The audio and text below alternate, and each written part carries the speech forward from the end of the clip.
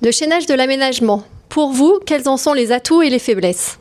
Le chaînage de l'aménagement, c'est d'abord partir du projet de territoire, et ça c'est ce qu'on a entendu tout au long de la matinée, et construire une vision du devenir des centres-bourgs au regard aussi de des mutations que connaissent ces centres-bourgs, c'est une dimension extrêmement importante.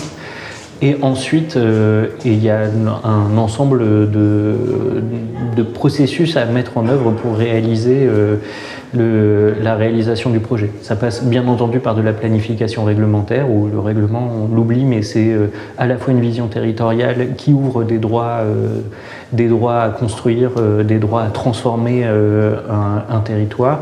Et puis ensuite, c'est d'essayer de réussir à constituer une multitude de projets. Quand on parle de revitalisation des centres-bourgs, on parle d'habitat, de commerce, mais quand je dis habitat, c'est pas logement, c'est bien l'habitat, le logement dans son cadre de vie, donc du commerce, de la mobilité, du stationnement. Et ça implique une vision à 360 degrés sur les enjeux du centre-bourg. Et une des difficultés est justement autour de cette question-là. C'est à la fois, il y a besoin d'une ingénierie technique qui soit en mesure d'être généraliste, c'est-à-dire qu'il va pouvoir avoir une connaissance de l'acteur, de l'ensemble de ces secteurs d'action publique, qui restent quand même très fermés les uns avec les autres, avec leurs propres acteurs, leurs propres financements.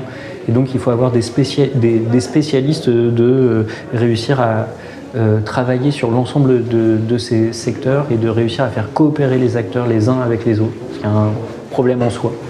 Et ensuite, la deuxième dimension, bien entendu, c'est de lever les conditions de financement de ces projets.